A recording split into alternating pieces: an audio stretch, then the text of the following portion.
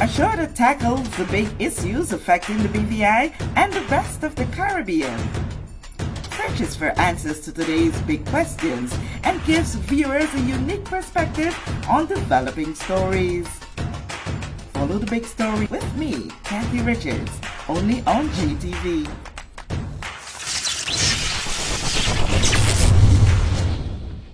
This show is brought to you by the National Bank of the Virgin Islands, Cyril B. Ramney Tertola Pier Park, NV Salon Spa Nail and Barbershop, HOV Medical, and Digicel. Sign up for Digicel Plus Home Light Bundles, faster internet, movies, and sports. This is The Big Story. I'm Kathy Richards. I want to thank you so much for joining us for this edition tonight. In studio with me is the Premier of the Virgin Islands, Dr. the Honorable Natalia D. Wheatley. I want to thank you so much for your response to the bigger call for you to, face the cameras. We would have had an interview not so long ago with Mr. Steve Parlin, and everyone was like, Kathy, it's the Premier who needs to be in this seat. But before that, how are you, Premier? I'm doing very well, thank you. Greetings to you. Thank you for the opportunity to come here and to communicate with the people of the Virgin Islands. And I just want to say good night to your listening audience. Awesome. Before we get into that matter, today we really celebrated. I saw so many excited people about the Caribbean Airlines and now doing their flight. They made the inaugural flight today. Yeah, I mean, that's amazing news. And actually, we have good news in the Virgin Islands. I know some persons don't like to acknowledge that there are good things taking place, but there's so many things taking place which are positive that we can celebrate. And this Caribbean Airlines flight is one of those things. Of course, we started the process since 2019. Of course, the pandemic interrupted it somewhat, but I'm grateful to the Airports Authority. I'm grateful to the Tourist Board, and in particular, the Airlift Committee. I'm grateful for the Ministry of Communications and Works. I'm grateful for all the parties, including Platinum Services at the airport, and all the different parties, Caribbean Airlines, for making this a reality.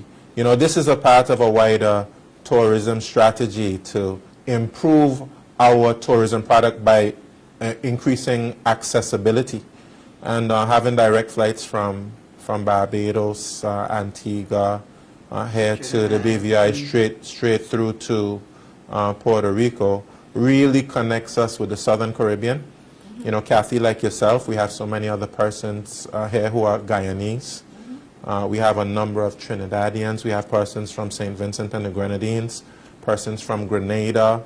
We have so many persons who travel back and forth to Barbados to get their U.S. visas. Oh, yes. So the traffic into the Southern Caribbean is a lot. And we're making it easier for those travelers. And we're inviting persons to come as well, because we know Trinidad, Barbados, these are places that have lots of international flights, and it just opens up our tourism product much more to intra-regional travel, which we're very much interested in. Awesome, but it also shows you the need for the government to move apace with developing our airports, not just the Terrence B. Lettsome International Airport, but as well as that at Virgin Gorda and Anegada.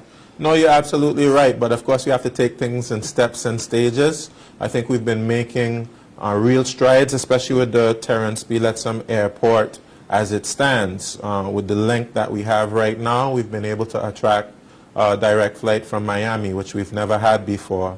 That is something to celebrate, and it's really helping us to bolster our tourism arrivals. And of course, now we've added a Caribbean Airlines flight.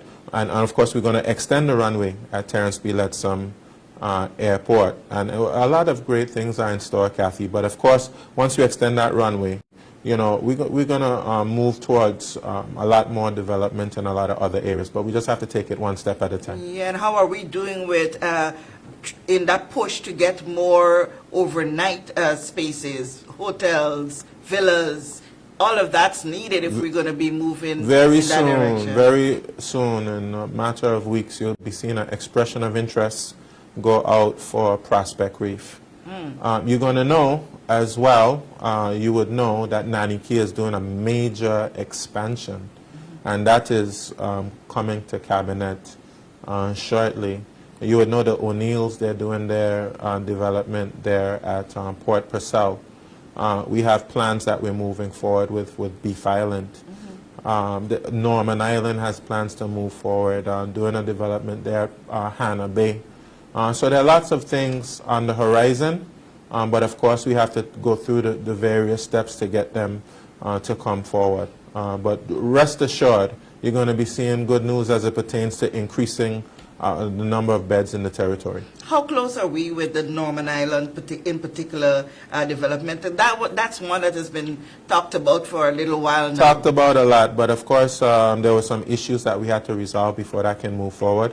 Those issues are very close to being resolved, and we're hopeful that the owner of Norman Island, Dr. Jahphix, would be happy to move forward. But we've heard a lot of positive things from him. Okay, so they've crossed that hurdle right now. We have a few things that we have to resolve. Once those are resolved, I'm hopeful we can move forward. Okay, once we get all these done, in whatever phase and steps that we do it, there is that need to make sure that we can entertain and accommodate. There is enough thing in this very small territory that all these people are going to be coming to. And so we want to pivot to what can we do more than just sand and sea to ensure that we can attract and keep people coming ever so often to these Virgin Islands. Yeah, well, there was a very interesting article that has been circulating on social media recently, speaking about the fact that travelers, when they're choosing a destination or having a vacation, that experiences, they want to have more experiences. It's not just about sand, sea, and sun, which you can go to most islands and get. Persons want to be able to experience your culture. And that's why, for instance, we created Culture and Tourism Month, because we want to better integrate our culture into our tourism product. Have the visitors experience those things which make us culturally unique. Our food, our dance, our unique music, our folklore, our writers, our poets. We want those things to become a more prominent part of our tourism experience. That's why we're supporting a number of events where persons can come here for different purposes, like the Caribbean Baking Awards. And that's why we've been supporting sports tourism when it has a OECS volleyball tournament, or when Steve Parolan has his shootouts, where he's inviting persons from the different islands. And there's so much more potential for events that can attract persons to the Virgin Islands. We supported an event this year, the Pink Fete. We supported that event. We supported the One VI weekend with the One VI Music Festival down in King Garden Bay. Of course, the Tourist Board put on a music festival as well. And we also had our Emancipation Festival. We had the Spring Regatta. That's something that we supported as well.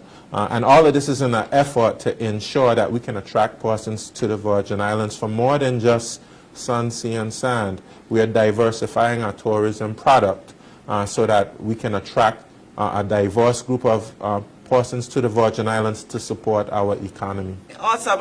Before we pivot again, it cannot escape me to mention the developments that we hear the Vanderpools are undertaking. They would have now acquired the Rimers properties, Yes. the hotel and Yeah, the bar. Quito's And Rima, yeah. we heard I keep saying honorable, but it's honorable once every it was. Yes. Yes.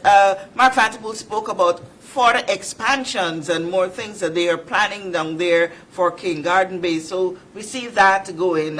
This is something that I guess you're proud of. Yeah, and Mark Vanderpool is doing so much more, and I applaud him, I commend him for his vision.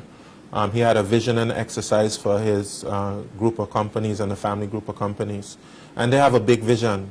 And we have persons in our economy who are willing to invest. So it reminds us we don't just have to rely on persons who come in from the outside to invest. We have our own investors here in the Virgin Islands. We have to be able to incentivize them. We have to make sure that we can create the environment for them to be successful. Things like extending the runway will help them to be successful. So when they make those big investments, they know that they have the airlift to be able to support those accommodations. Okay, and then looking at how the world is going around us and seeing the economics of the day, one of the things that, is a constant conversation. What are we doing to become a little more sustainable when it comes to our food, growing our own food, being able to fish our waters and bringing in sufficient? What's happening in the agriculture industry? Well, the two main projects that we were looking at right now presently in agriculture has to do with the reservoir up on Paraquita Bay Hill. That's something that the RDA has. We have money budgeted to make that a reality, and they're going through their processes to make sure that that can become a reality. We hope to see that become a reality in 2025. We also have a complex, marketing complex, fisheries and agricultural marketing complex that we're going to be building at Paraquita Bay. And this is to help to provide services to the farmers and to the fishers. How soon that will start? We hope for that to start in 2025 as well. They have some designs. They just have to basically make some amendments to the design, and we can break ground and proceed. But we have so much other planned. We have lands in Anegada that we're going to be doing some surveying to, so we can parcel it out and assign parcels. And that process is also going on in Virgin Gorda, particularly in the Long Bay area. And of course, we have a piece of land there at Jahphix that we also would like to parcel out to local farmers. We are going to develop a water policy as well, because water is so fundamental to farming. We're also coming up with a grants policy to provide grants for commercial farmers. So there's a number of things on the way for agriculture and fisheries. And in terms of fisheries, we're very much looking at landing sites. We're looking at landing sites on the western end. We had the eastern end of the island where we just did a fisherman's wharf right there. We're supposed to have a fish house that's going to be going there at Red Bay as well. We're just in negotiation with the adjacent landowners at Red Bay. And we also want to do the same around Bargus Bay, in central Tortola. And we have plans to do fish houses in Anegada, Virgin Gorda, and Jahphix. But we're just taking it one step at a time. Okay, we want to touch on a few other areas, because not only the vibes thing is a major concern to residents here, Yeah, but it's a I lot think to talk about. Yes, I think it's very fair that we also look at a number of other things as it relates to country, and we are going to be putting the questions that you would have put here to the Premier as well. But let's touch on a few other things before we get to those. Premier, we would have seen the cries and heard the cries, rather. We saw the tears, heard the cries of the people of Virgin Gorda when it comes to their health care, and that big meeting brought out a whole lot a lot of Yeah. emotions, a lot of pain, and a lot of concern. Also, you would have realized that the people are really passionate about their health, not only for Virgin Gorda, but as well for Anegada, for Jos van Dyke, and even here on Tortola. What we are seeing and hearing is that, you know, since that meeting, no one has reached out back to that community to give a response to say, here, these are the steps that we are taking. Credits to where, based on what I would have read, that there has been a few steps residents have seen taken for the betterment on Virgin Gorda as it relates to health care. But give us a little synopsis as to what's being done. How serious are we taking the health of the territory? We take the health of the citizens of the territory very seriously. It's one of our biggest priorities in government. Of course, it's not my portfolio area. I've assigned that to the very capable Honorable Vincent Wheatley, and I'm giving him whatever support is necessary. But healthcare is a challenge worldwide. It is something that is of a concern worldwide. We have a high incidence of non-communicable diseases here. We're faced with lots of different sicknesses, different ailments, and of course, healthcare can run any country broke. Commendable efforts were made to introduce a national health insurance system to be able to properly finance healthcare. But from the very beginning, and I even, would have questioned the form in which that national health insurance system took place. And I think we're seeing it play out, that it is really not adequate to help us to fund our public health care system. So serious decisions have to be made, like perhaps How soon? Maybe about 10 years ago, the government was perhaps providing about somewhere around $15 million to finance health care. Less than 10 years now, we're providing $45 million, and it still doesn't even scratch the surface of what is necessary. The reason for this is because the National Health Insurance Scheme, we need to make some changes to that so that it can fund our public health care institutions. Right now, the primary beneficiaries of the National Health Insurance would be private clinics. And I don't think that was our intention when we built that massive hospital that we built there. And that massive hospital can't just be for emergency care, or that hospital that we built in Virgin Gorda can't just be for emergency care. We have to look at primary and secondary care as well. We have to look at prevention. We have to look at persons going and getting their checkups. And of course, we need the adequate facilities to be able to do so. We need the adequate experts to be able to do so. And being able to have persons who have a wealth of knowledge and experience in being able to manage the healthcare system is also very important. We can look at the government, yes, and we expect persons to look at the government, but we have to make sure that government, minister, board, and all the chief executives and the staff and everybody are on the same page. That's extremely important as well. And of course, we know that the minister takes this very seriously. Despite what some persons might say, I know his passion for health care. I know his passion for his district, persons in Anegada and Virgin Gorda, and I know he's doing his very best with the situation as it stands, and we're doing everything we can do to help to support him and to support the healthcare system. Okay, persons in Anegada and Virgin Gorda, and well, not so much Jos van Dyke, seem to have felt very hurt when we saw the commissioning of a vessel for the Marine Department, while they are crying out for a vessel or medevac for health reasons on those islands. What are we doing there?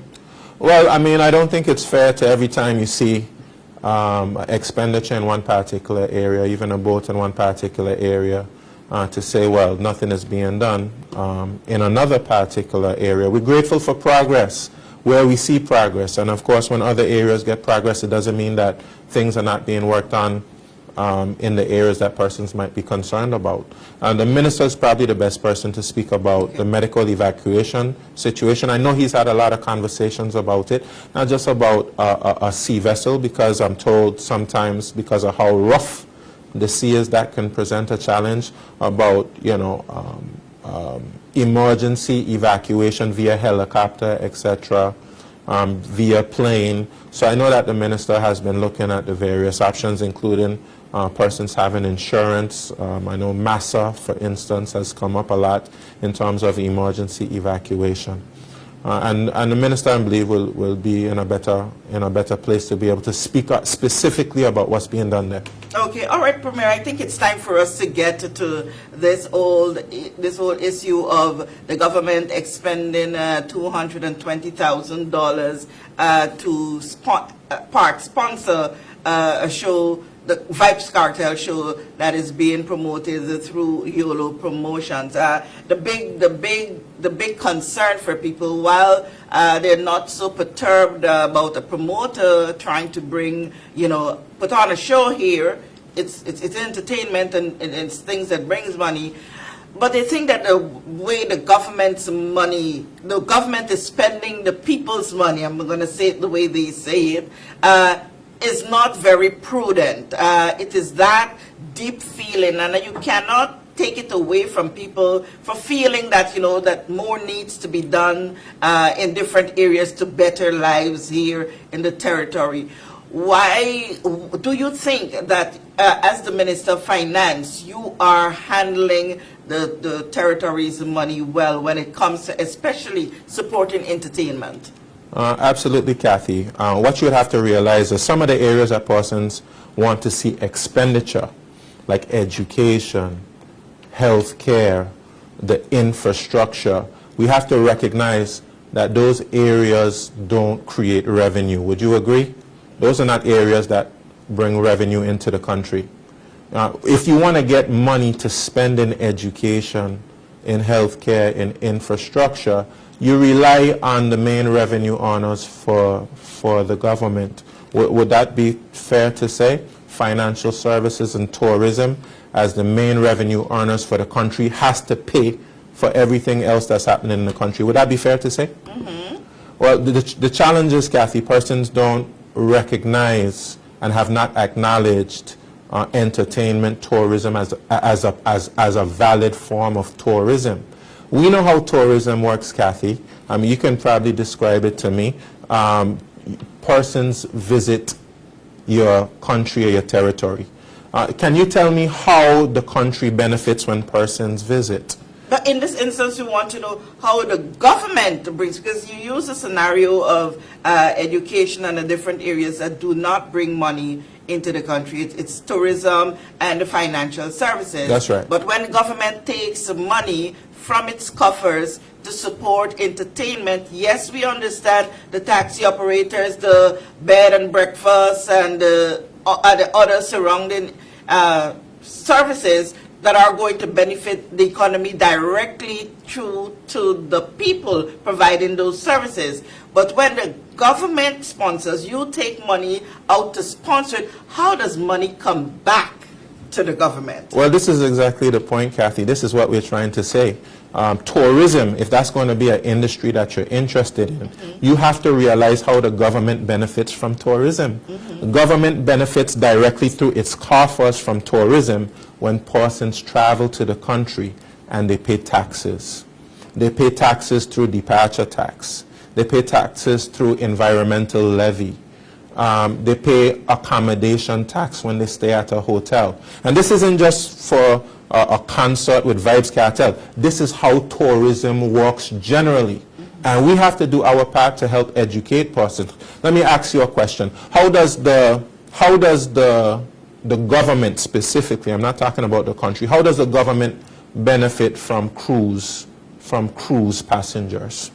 Well, you are the government. I am the public sector. You are the private. I'm the private sector. You are the public sector. You tell me. So I'm saying to you, right? Tourism is a collection of private businesses that provide employment, and persons get a livelihood. They're able to go to the store, shop for food, etc.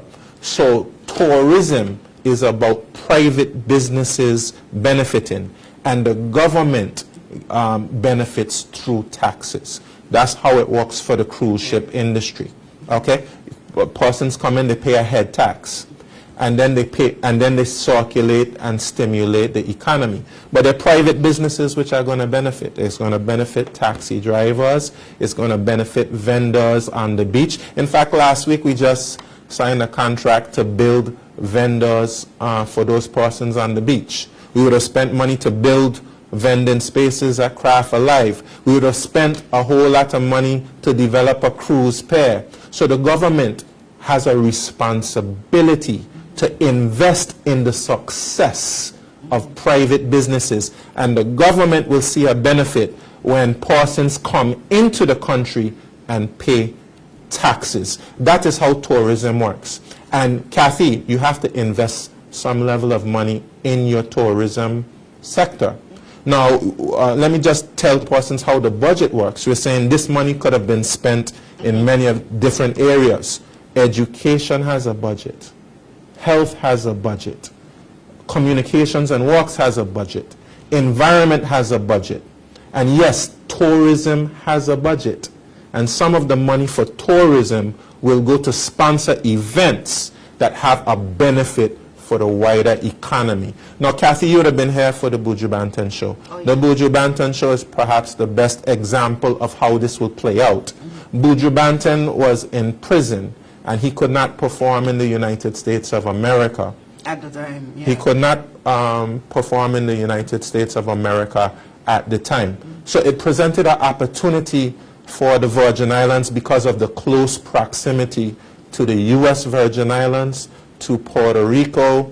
It presents opportunity for persons to travel. And we see that Vibes Cartel, in a similar situation, has been released from prison, acquitted from the Privy Council in London, United Kingdom. And he will not be performing in the United States anytime soon.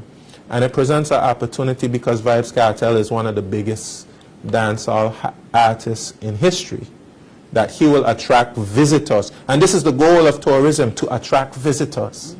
He will attract visitors from the United States, Virgin Islands, mainland United States, Puerto Rico. We're even seeing persons showing interest from St. Martin, St. Kitts, Antigua, because there's no other show in this area of the northern Leeward Islands, or in this area of the Eastern Caribbean. I think after you have a show in Barbados, you have a show in Guyana, and before us we have a show in, I believe, Bahamas and Trinidad and Jamaica. So it's an opportunity for persons to come to the Virgin Islands, to rent cars, to stay in hotels, to stay in Airbnbs, and Kathy, most likely, this is my estimation, most likely the same money that the government put in sponsorship to help to make the show a reality, the government will get back that money in taxes. And beyond that, the government would have stimulated the economy. Because, of course, we know that we have a responsibility. This is the job of the government, to make private businesses successful. We want to see the barbershops successful. We want to see the hair salons successful. We want to see the rent-a-cars successful, the hotels successful. So we have a partnership with the businesses which are a part of the tourism industry. And we have a responsibility to make sure that they benefit and the people of the Virgin Islands benefit, Kathy. I'm going to let you come in right now, but let me just say this. We just got our tourism numbers for the third quarter. And this is the second best performance as it pertains to incoming visitors through 9 months, from January to September, the second best performance in the history of the Virgin Islands. That is something to be happy about. That is something to celebrate, because persons don't get to see it. I see it, because when budget time comes around, I see how much money we make from stamp duty. I see how much money we make from accommodation tax. I see how much money we make from the environmental levy. I see how much money we make from departure tax. I'm privy to that. Some persons may not understand or be able to appreciate when visitors come to the Virgin Islands, how it contributes to the economy and contributes money towards all of the same things that they're concerned about. When you say that, persons may not appreciate or understand, we have to educate people. Exactly, that would have been my point, because we're talking about these fancy numbers that you would have seen for the 9 months, and my question to you would have been, do you know the dollar value of what we would have gotten from those visitors coming? Yes, there is a dollar value. I can't quote to you the dollar value right now, but we can tell you the dollar value towards our economy based on the visitors. And in fact, I will be presenting the budget speech on October 29th, and you are going to hear me quote the money that has come in. Overnight guests are up, day trippers are up, and especially from the first quarter this year, cruise passengers are up. Awesome. I want to go now to some of the comments and questions that I'm seeing here on the live. Sharon Flax, Premier has not really answered the question.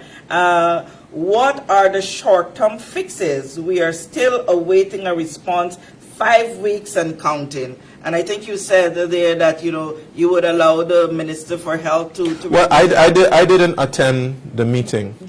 Sharon Flax Brutus has kindly invited me to come to speak to herself and others in the community. I'd be very happy to do that along with the Minister to hear some of the specific concerns. But I can't respond to the things that happened in the meeting, considering I wasn't at the meeting. I was traveling at the time. But I guess you would have had some feedback, and being the Premier, whether or not you have ministers responsible for certain ministries and all of that, people look to the Premier.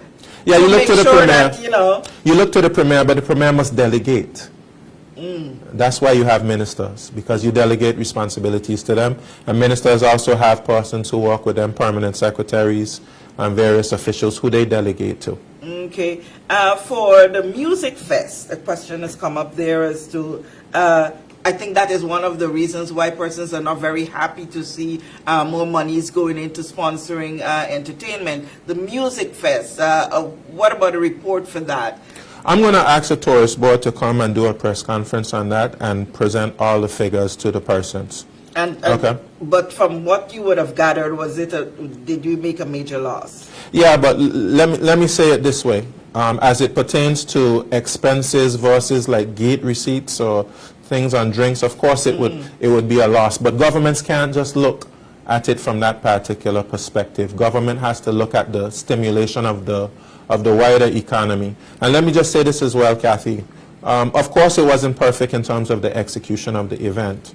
And actually it's in reflection of the execution of the event that we've decided to take a different approach. Actually, some of my biggest detractors suggested that we take this approach. They said, instead of the government or the tourist board putting on the event, why don't you sponsor private promoters to put on the events? And we are right now in discussions with the organizers of the One VI Music Fest. Okay. As opposed to us trying to do 2 music festivals, let's go ahead and combine. Let's do it in King Garden Bay. And let's make sure that the event is as successful as it can be. So when you see the Minister of Tourism and the Premier take the approach to sponsor private promoters, it's a part of a strategy that has adjusted from the tourist board executing these events for various reasons. I decided that perhaps going to private promoters was a better option rather than sticking with what we were doing before. Okay, you see the little smile on my face when you were saying that, because I could remember keenly some people pounding their hands on the desk saying, the Premier don't listen. We are suggesting to him that he partner with the others and not try to have a music fest separate. When we would have had, I think it was 1, 2, no, and then 3. let's be fair, Kathy. Let's be fair. Before there was a One VI Music Festival, I announced that the Music Fest was coming back. You know, I announced at the Music Fest, and we made plans to make a music festival before I knew anything about a music festival in King Garden Bay. So while persons can accuse me of not listening in some other areas, I don't think it would be fair to do that. Okay, but wasn't it a situation where, having realized that yes, this private entity is going to have a music fest, and the two, they're looking towards By the that Minister time, of Tourism to sponsor them as well? No, and I did sponsor them. Yes, you did. And in fact, I was very supportive of them, and I'm very supportive of a number of events that have happened that have the potential to bring guests. And sponsorship for music festivals is nothing new, Kathy. The government has given an excess of what the sponsorship I gave to YOLO in the past. We're acting like this is the first time we're having music festivals. What is different now is there more transparency. Okay. And in some instances, we have leaked documents and things like that. So persons no more. In the past, you probably didn't know how much money government was given to a music festival in King Garden Bay. But I promise you, it was in excess of what it was given to YOLO promotions. Buju Banton, many persons don't realize it. Buju Banton, big sponsorship was given to Buju Banton, and we see the success of that. Okay. Okay, and this show perhaps would not have been possible without a certain level of government support. So if we have shared objectives, if there are things that the government would like to see achieved, you have to put some skin in the game, and you have to be a partner if you yourself will share in the benefits. Okay, let me go to this question I see here from Lynette Myers-Smith. What is the decision-making process? Are there any limits to the amount of funds that can be authorized by one government minister? The answer is no. And first of all, let me just say I'm the Minister of Finance. We've broken no laws. There's no laws. Of course, what we could do is create a policy. But I mean, I'll just give you an example. I mean, was there any? Of course, this is a situation that has legal consequences, so I won't say too much about it. But let's take a look at the decision that the government made to give.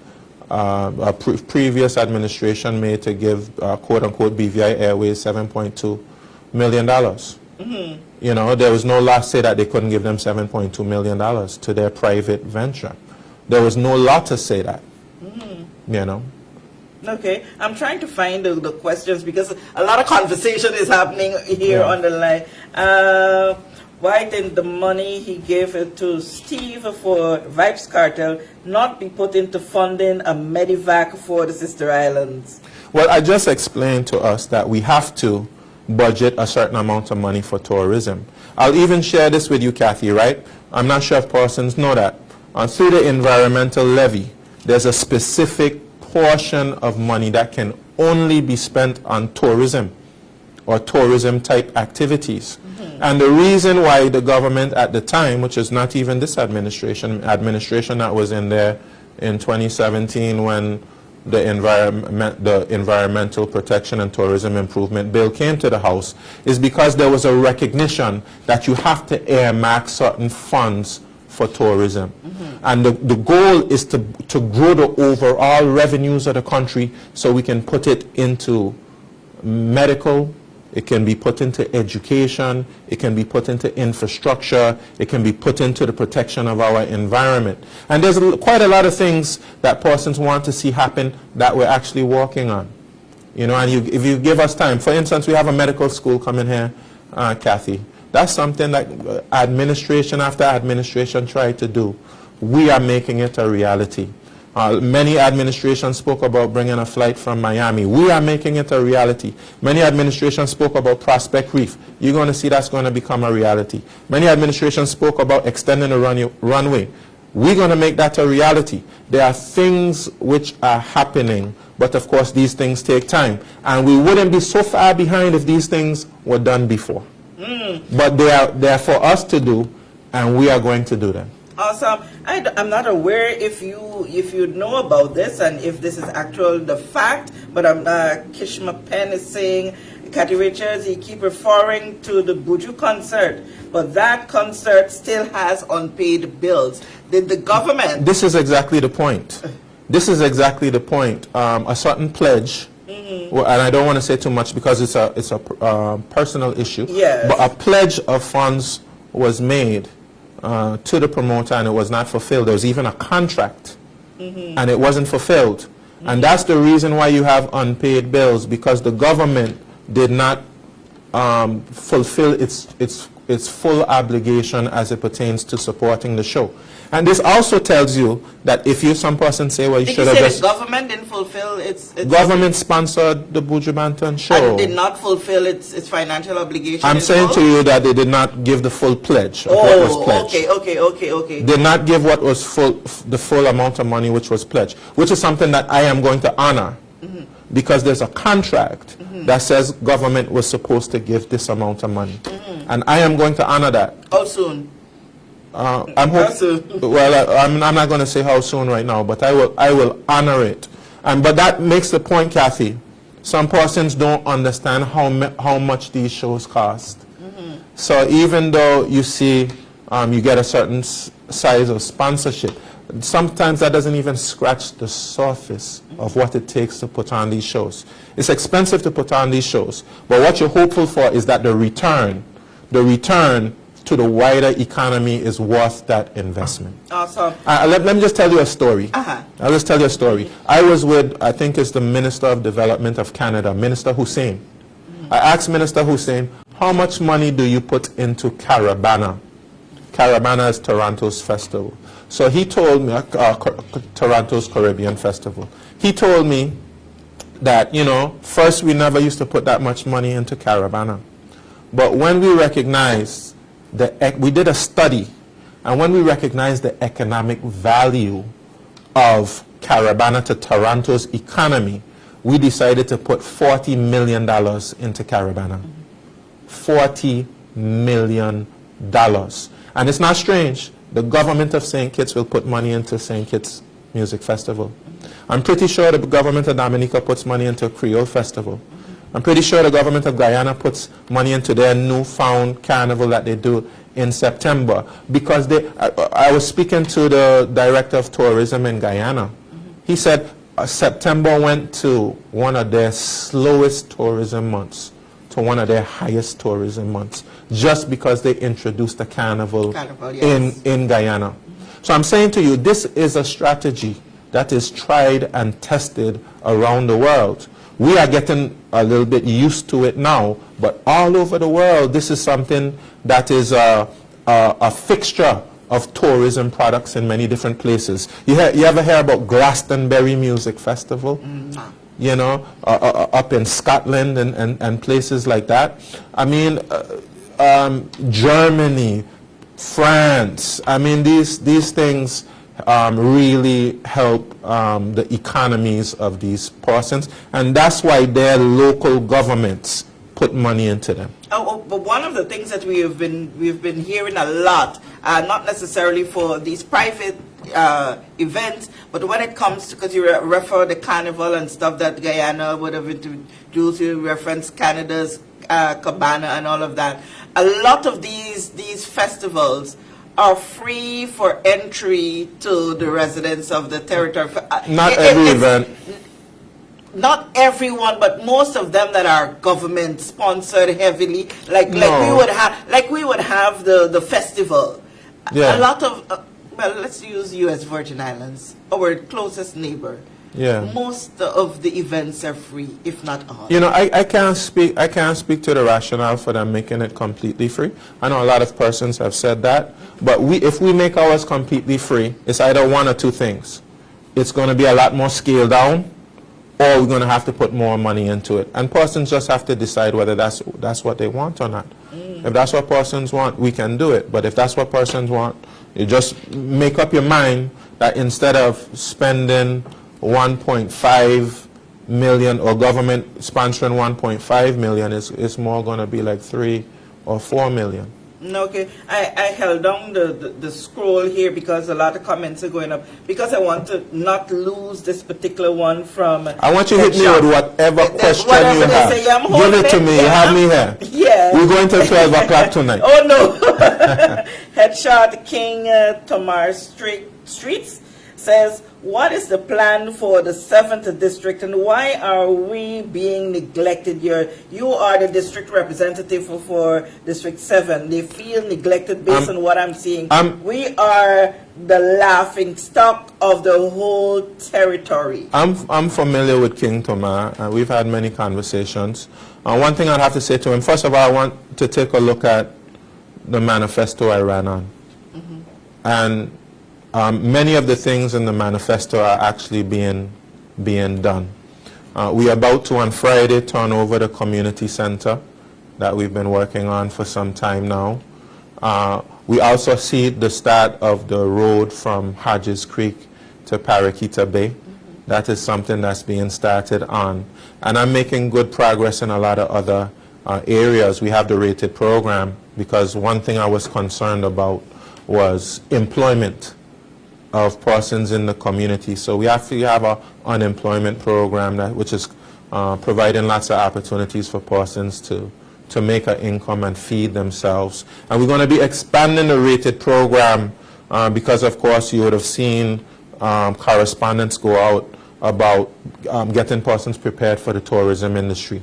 One thing that we want to do is to introduce persons to hospitality and get them trained in a particular area. Higher BVI is going to be working directly with the Ministry of Environment, Natural Resources, and Climate Change.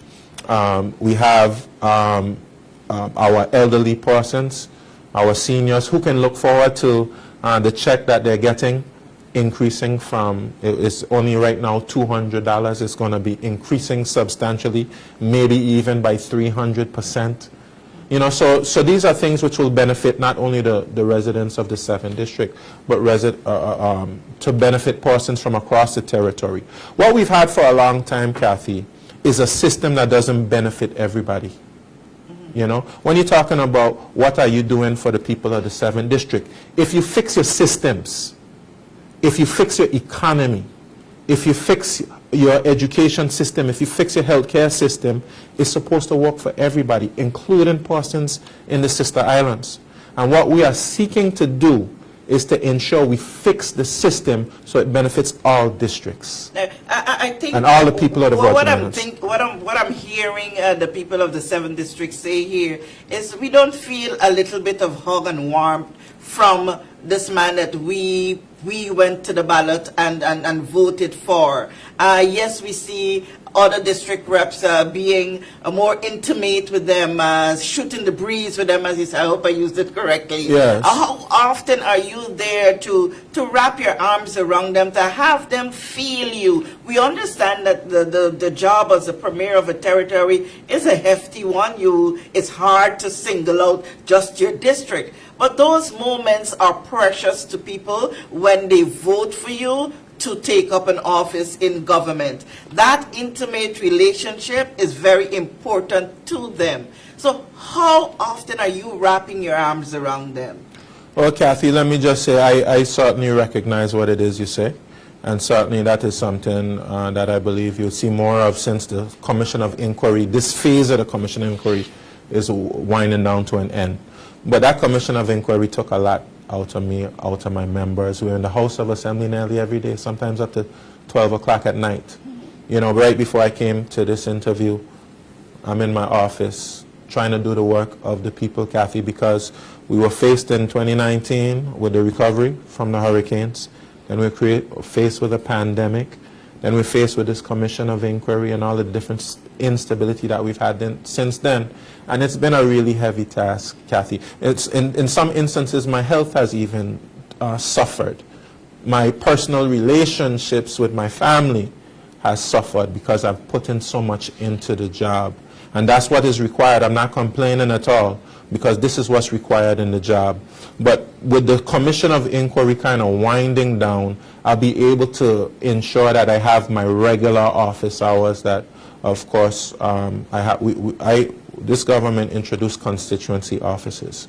So persons can have an opportunity to come, speak with their representative, meet with them, tell them about their individual challenges and problems. Then I can do my drive-throughs. I can go and meet with the different walk-throughs, drive-throughs, walk-throughs and drive-throughs. Sit down in the car and sit down the stick a little bit. Yeah, visit with my seniors, all of that stuff. So I recognize the need for that. But one thing we're doing as well is we are going to, is something I said before, but we have personnel in place that's going to make it reality now. We're going to focus on a community development model. And it's not so much centered on the district representative.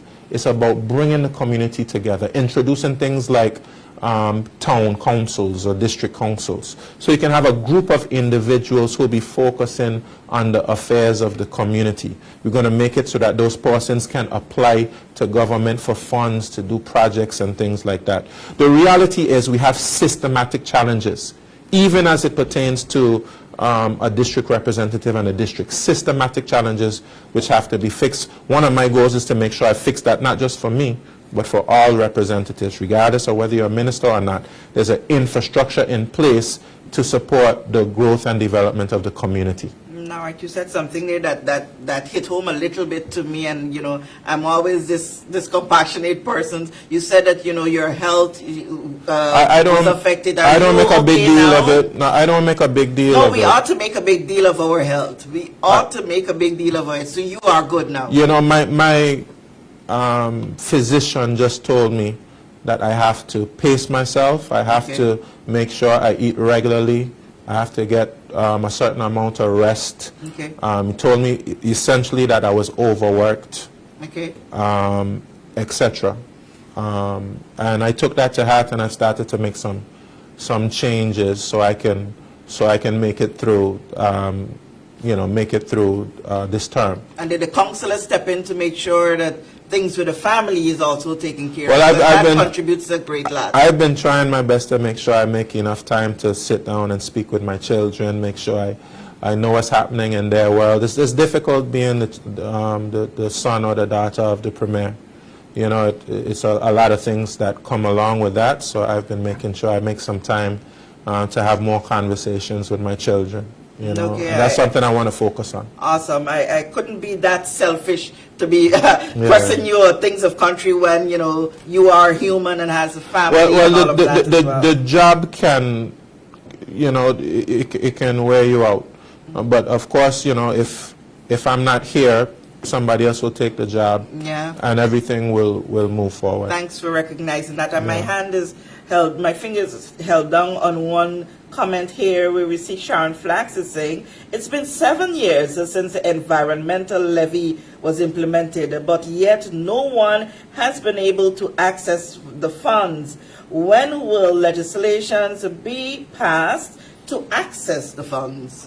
I'm so pleased to report that, just like Sharon Flax-Butler said, the fund was inaccessible for a number of reasons. When the legislation was passed in 2017, it was never brought into force.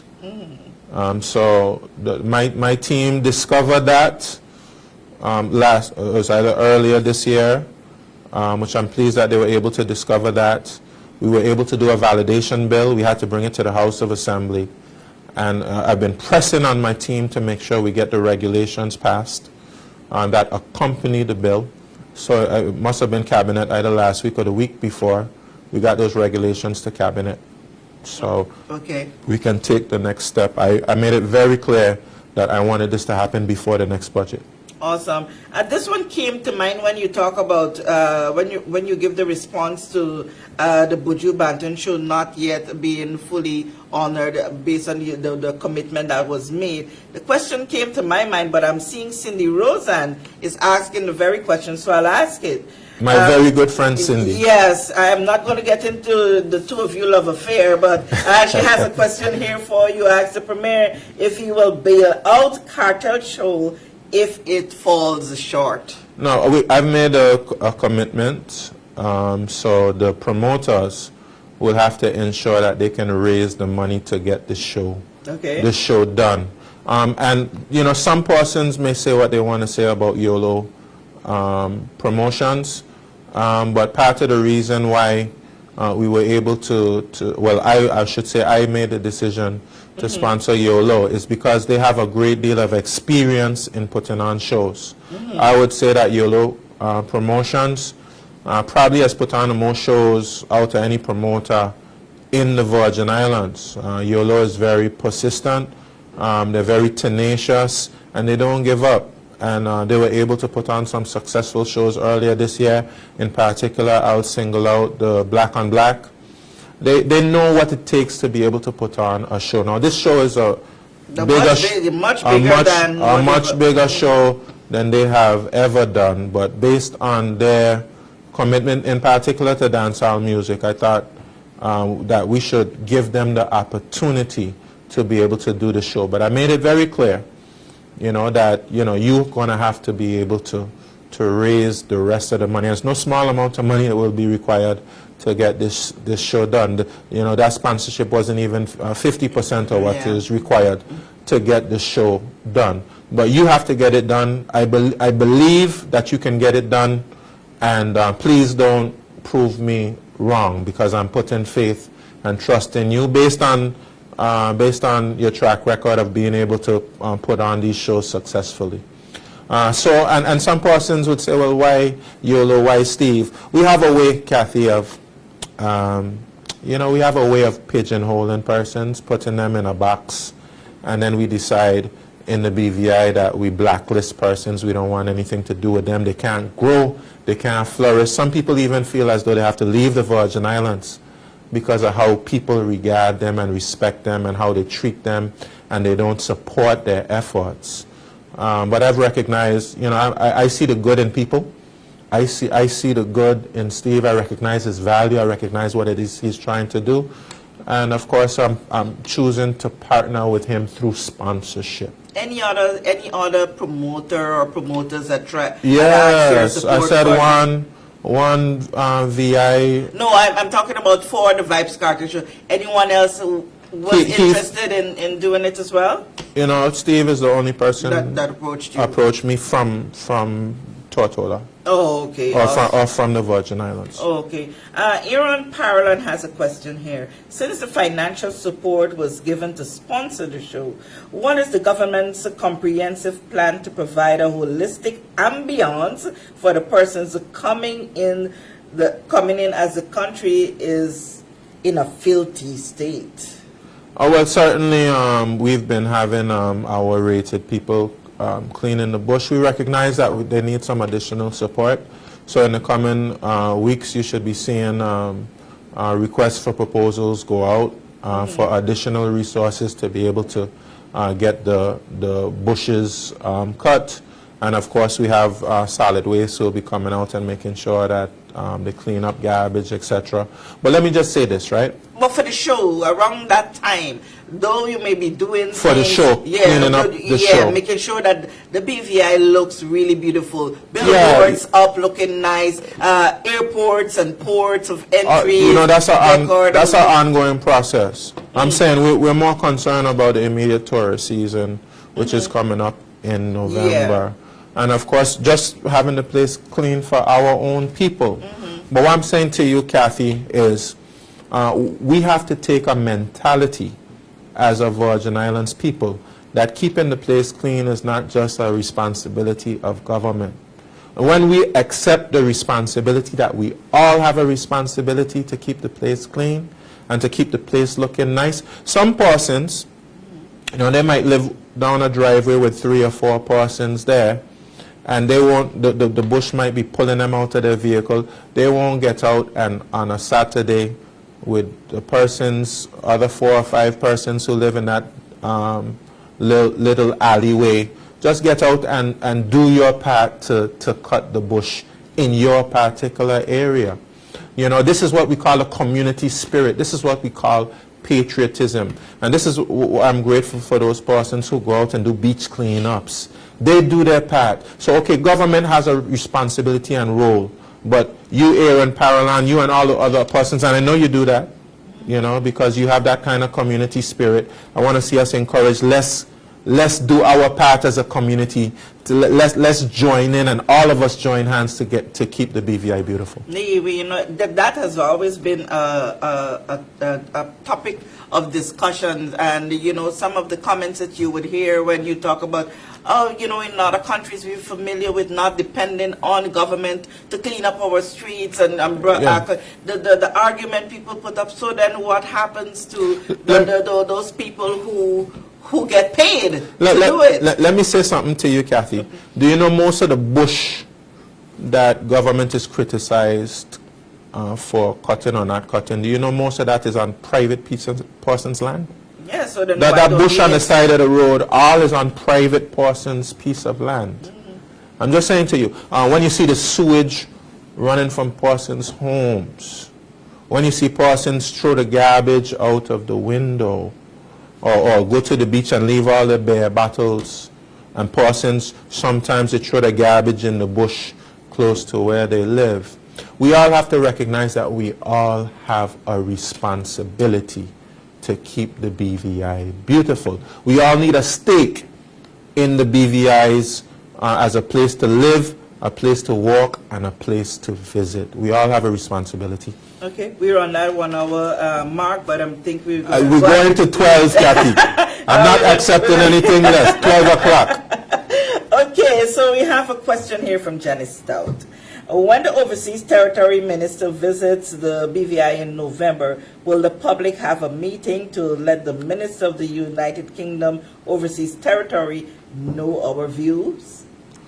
I'm not sure of what the minister's schedule is now, but we are pushing the governor's office to see how he can have an event where members of the public, it may not be everybody, it may not be, of course, for security reasons, just anybody off the street, but persons will have the opportunity to come and speak with the minister. So we'll see whether that's accepted or not. Okay, I'm not sure that I can pronounce your first name, but it's Hodge Archson. Hodge, can you guide me how to obtain a sponsor for opening a local farmers market in Long Trench? Oh, I love it. And this is the point. Right now we are about to do a grants policy for farmers. As we know, we had a COI. There was a recommendation that had to do with grants. We passed a grant policy. And of course we have a framework for grants. So all of that was done. Now as a result of that framework, we can do grant programs in different areas. Honorable Lorna Smith launched her grant program, and of course which we will fully fund. We're going to do the same for agriculture and fisheries, and you will be granted, get a grant based on the merits of your proposal and all of the required documentation that you'll have to provide. We ensure that we're going to have a program, a grants program that has integrity, transparency, and accountability. Okay, so Artson, come up with your plan. Start. You have good nota, as we would say. Oh yeah, so we're going to have grant programs in culture, tourism. We're going to have grant programs in agriculture, fisheries. Well, of course, we have it in small businesses. We have grants, educational grants. And of course we have the social assistance grants. Okay. And there are perhaps other areas where we'll even have grants. Okay, I want to read this from Hola Meds. My issue is not specifically staging a showcase. We really do need some kind of economical boost which Vibes Cartel would bring. But right money alone cannot bring back the VI's islands that we have grown and loved. Say it again. What kind of money? So it's probably a little typo they have, which Vibes Cartel would bring. But right money, I don't understand what you're trying to say, but right money alone cannot bring back BVI islands that we have grown and loved. We need a spiritual cleansing. Okay, it's that kind of comment. I agree. Cleansing. I agree. You want me to comment on that? Yeah, let me read it out in all fairness. Yeah. that we have grown in love, a spiritual cleansing and a chance to reset and restore the morals and principles that has made us so special. All I'm saying is Vibes Cartel cannot do that. We need a conscious party. Oh. Yeah. Well, let me just comment on that. I think that is such a powerful statement. Yeah. But let's just delve into it a little deeper. We do need that spiritual cleansing, and it really starts with each and every one of us. In this territory right now, I'm gonna stop saying in this territory, in this nation right now. Okay. Right. We You're have preparing your mind for yes, a different phase. this burgeoning nation. We have too much hatred. We have too much bad mind. We have too much jealousy, envy, too much greed. It starts with us examining ourselves. We are very unkind to each other. And guess what? It's convenient for some of us to focus on Vibes Cartel and cast judgment on Vibes Cartel. In fact, a lot of persons have expressed views about Vibes Cartel, and I just have to say to you, I don't take that approach when it comes to persons. We have been preaching a message of condemnation. Okay. Condemnation. We don't want Vibes Cartel around here. And let me just say to you that I don't advocate anything that Vibes Cartel has been accused of. Okay. Okay. But he spent time in jail. He went through the legal process, the justice system, and the Privy Council set him free. Okay? Privy Council will be a lot more familiar with the details of the case than I would be. All that I know about Vibes Cartel now is that he has been given a second chance. He has been given a second chance, and I want to see him make the most of his opportunity to have a positive impact on the lives of others. And let me say to you, I've been encouraged by some things that Vibes Cartel has said. One, he said he wants to do more conscious music. Okay. And I'm not sure if you'll be familiar with his song, Thank You, Jah, yeah. right? Thank you, Jah, for waking me up this morning. When you listen to that song, that's a positive song. I think a lot of persons who are complaining about the content of his music probably don't even know his music. A lot of persons probably going on what they heard. They probably don't even know the content of his music. Well, he's going to get more popular because people are going to go search now. Yeah. But he says he wants to do more conscious music. Two, when he comes to the Virginals, he said he wants to speak to young people and encourage them to get off the wrong path. He wants to visit prisons, he said as well. He wants to visit prisons. And let me say to you, somebody like Vibes Cartel has more opportunity to influence somebody in a positive way than I as the premier or even the pastor in the church. Because it's only in that environment that they can... It is only the person who has gone through the test who can give you the best testimony. Okay. If you have gone through the test, you can give a testimony. It's the persons who persons can identify, who've been through the struggle, who have gone through poverty, abuse at home, all of the different things that make our young men and our young women so angry. When you just come to them and lecture them, you think you're going to get through to them? It is somebody who's gone through what they've gone through, who have the ability to be able to have an impact on their lives. And Vibes Cartel has an opportunity. He may have made a lot of mistakes in the past. He has an opportunity to make a positive impact on persons' lives. And I was encouraged by something that Vibes Cartel did. Persons who are familiar with dancehall music would be familiar with the feud that he had with Movado. Yes. And this whole Gaza versus Gully, which is something that goes way back before Vibes Cartel and Movado. That goes back to Beanie Man and Bounty Killer, and similar to the East and West Coast beef you would have had in the United States of America, Tupac and Biggie. There's so many different parallels there, and that led to Tupac and Biggie, both of them being killed, which was very unfortunate. I'm so glad that these two brothers have not gone through the path that could have resulted in both of them being dead. And then recently, since Vybz Kartel has been released from prison, he made a gesture of unity. He went to a dance hall and they weren't playing any Movado music. And he wants to know why you're not playing any Movado music. And then he asks to pull up a Movado tune. And that gesture alone has caused two warring factions, the Gaza and the Gully, to start to resolve. To come together in unity. And I would encourage even the warring factions here in the Virgin Islands, because we have our own warring factions, put aside your differences and come together, because it's not worth losing a brother, it's not worth losing a sister, a family member, because of some dispute that persons probably don't even remember how it even began. We have to take the steps necessary to heal this land, because a lot of, just ignore Vybz Kartel, a lot is happening in this Virgin Islands. And we have to come together and confront it, not as hypocrites, because the young people see that we are hypocritical. You don't think the young people can see all through our hypocrisy, all of the hatred that we express on a daily basis, but yet we are promoting ourselves like we are some righteous judge of others. The young people can see our hypocrisy. I can say that to you.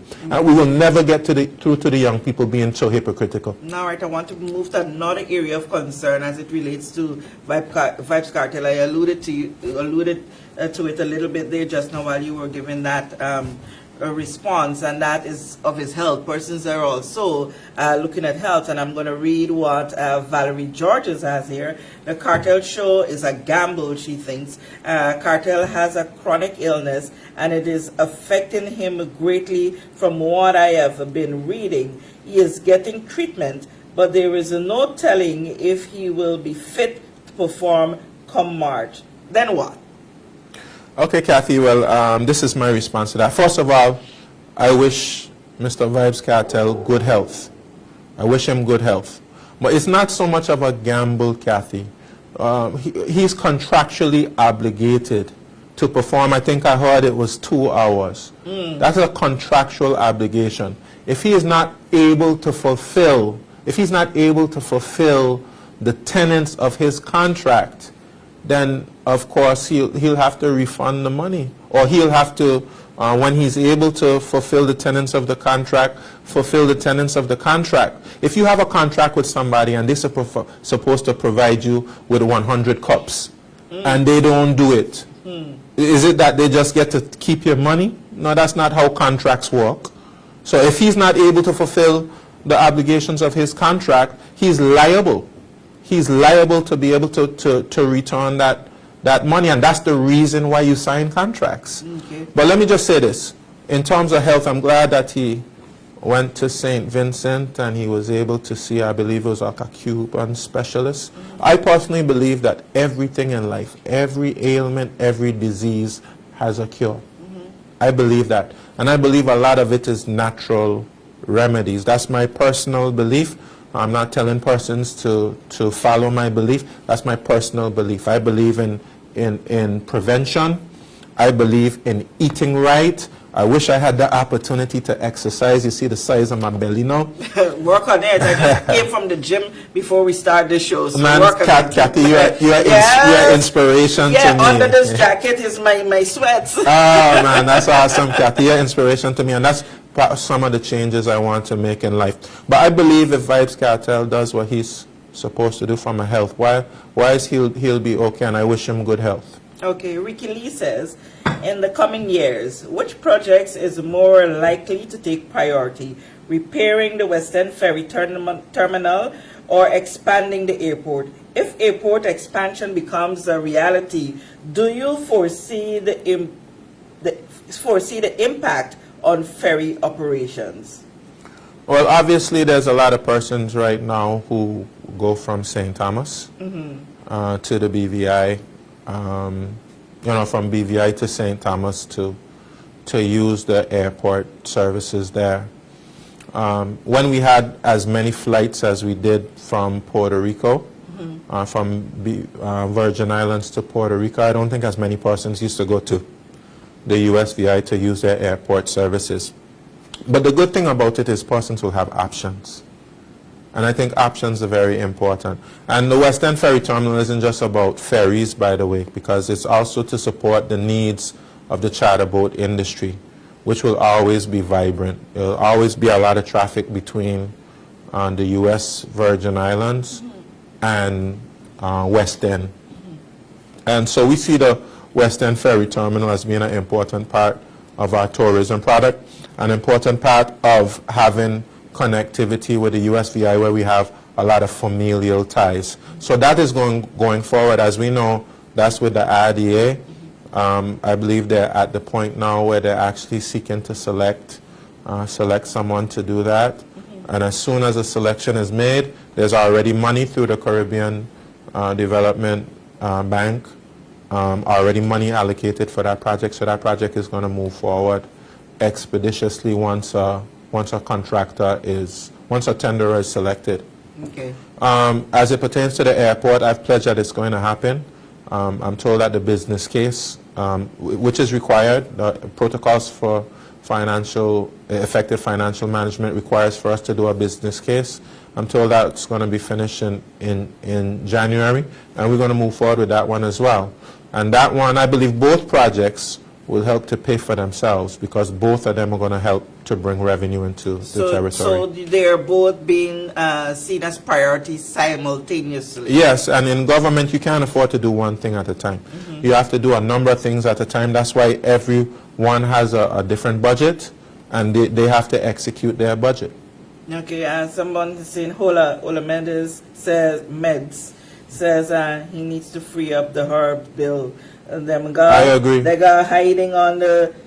Oh, it needs to free up the herbs bill. They got hiding under the table for about 3 years now. God, the youth them can't breathe in peace. We know that this is not on you, because this was passed in the House of Assembly. Thank you, Kathy. And it's in the hands of the governor for passing. Thank you, Kathy. We have a lot of time to, criticize our locally elected leaders. But then you have someone who's unelected, who's stopping a bill from being assented to, and we don't say a word about it. That's not democracy. And in the United Kingdom, assent is almost like an afterthought. It's probably been 200, 300 years since a bill in the United Kingdom wasn't assented to, something like that. So we have to examine our relationship with the United Kingdom. The assent right now is seen as almost like a veto. If we want to be a strong, independent people and to chart our own destiny, we can't have a situation where you pass the people's representatives pass a bill and then it can't take effect. Okay, if it's that stage, I guess indeed it's more than 3 years now and counting since that's been there. Is there any way that could come back to the House of Assembly for any sort of tweaking that would seem to be a little more favorable, but you get almost the same outcome? Well, I'm going to take it back up because, of course, the commissioner inquiry took all our time and attention. So we weren't able to focus too much attention on things like the medicinal cannabis bill.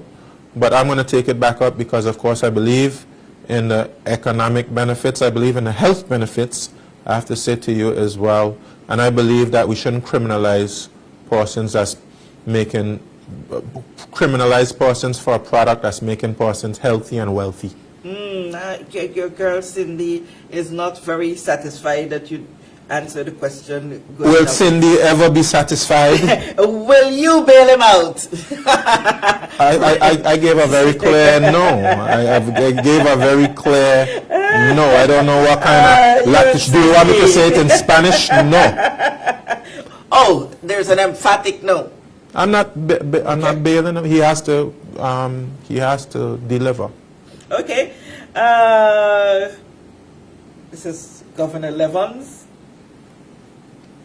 Will the government help private businesses in Anegada pay for entertainment this lobster festival? That's a big one that's coming up. The conversation around this has been for a little while, and I'm seeing that conversation here again, where the people of Anegada feels that they should have a bigger stake in the decision-making process of formulating that lobster festival. It's the only festival that happens on Anegada, and they think that they need, and I could understand them feeling that way, a stronger stake in how it happens and when it happens and for what reasons it happens. You know, I would be willing to sit down and have a conversation with the people at Anegada about what they want to see that Lobster Fest become.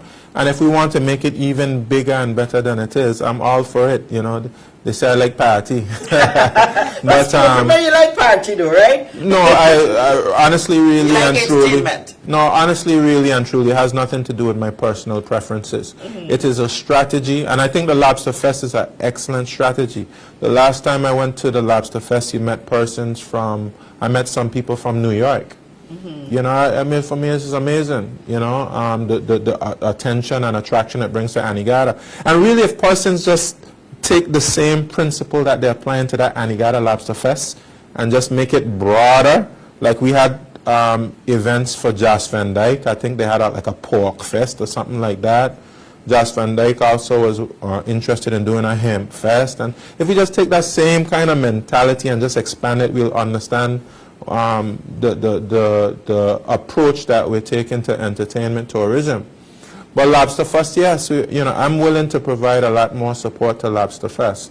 This one is pretty close right now, but I'm willing to support. I would want to sit down with the tourist board, sit down with the community over there, and see how we can help it to evolve and grow and become even bigger. Okay, I'm seeing Cindy says she agree with him on this. I've said it before, and I'm thinking she was referring to when we spoke about people taking more responsibility and keeping the place trim and all of that. If I'm wrong, I'm sorry, but I think that's what she was referring to. We have one here from Shanda Webster, Glasgow. It needs to, and this is talking about the aesthetic of the place. It needs to look nice in February as well for the Caribbean Baking Awards. Let me just mark it since I'm here. February 21st. Listen, Shanda, no question here for our premiere. And let me just say, how much are you injecting for this one? You're going to give them I don't think I should make a habit of just announcing how much I'm giving to various businesses. Just to say, when persons make proposals, we evaluate those proposals, and based on what we can see as the overall merits and benefits of it, we can assign sponsorship.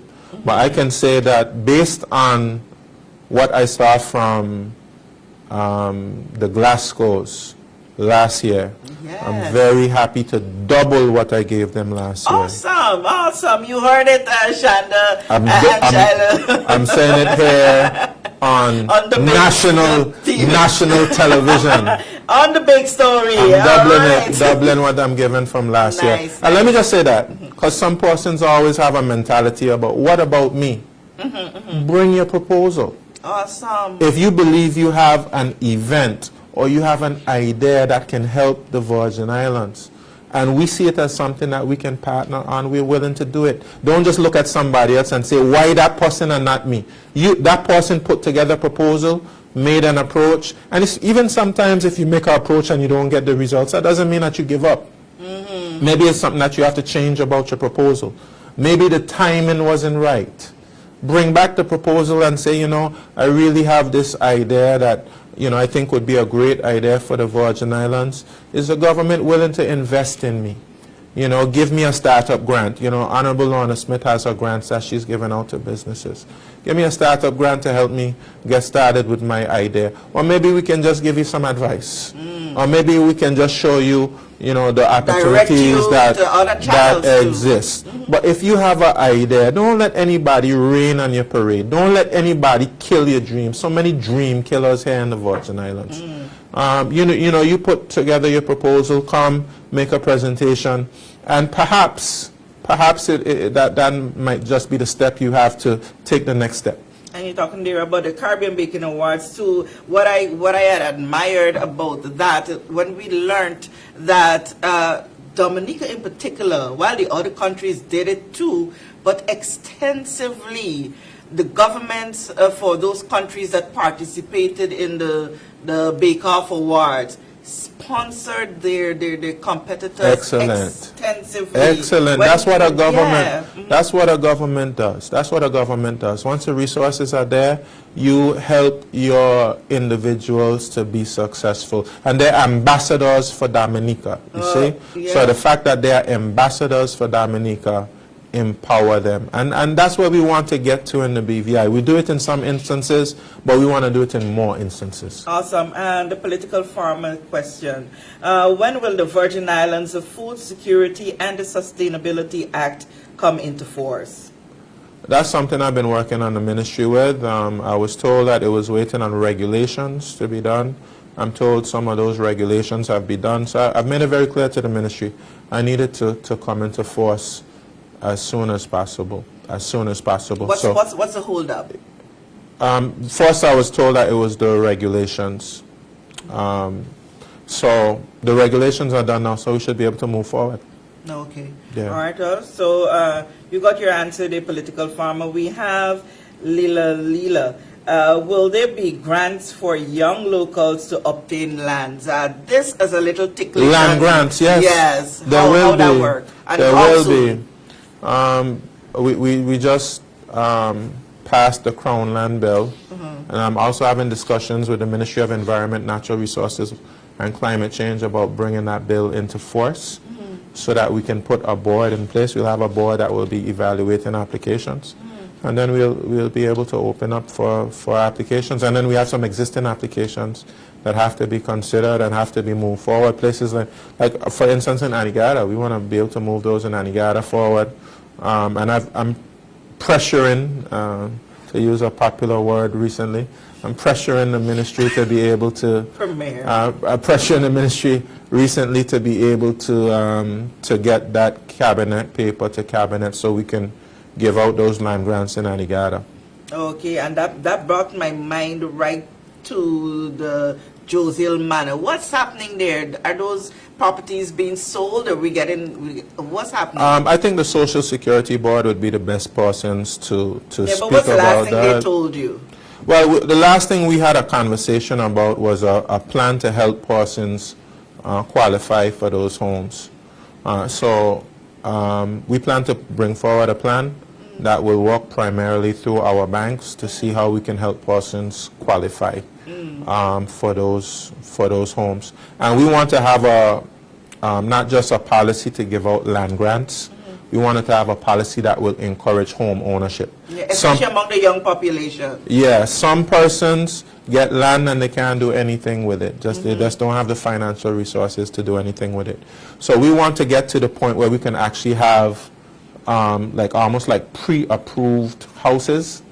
You'll be able to, select some designs, and of course these will be built for you, and then you just have to you'd qualify from the bank before that they're ever built, and then in some instances we'll provide incentives or grants to help persons to qualify. Okay, Sebastian Joseph, please ask the Premier how he feels when passing through the eastern side of the island, seeing all the rubbish, derelict vehicles, waste and water in the road. It is the first place the visitors see when they come to Tortola, as it does not present a good image of the territory. I agree. This is why we are looking to fix the sewage.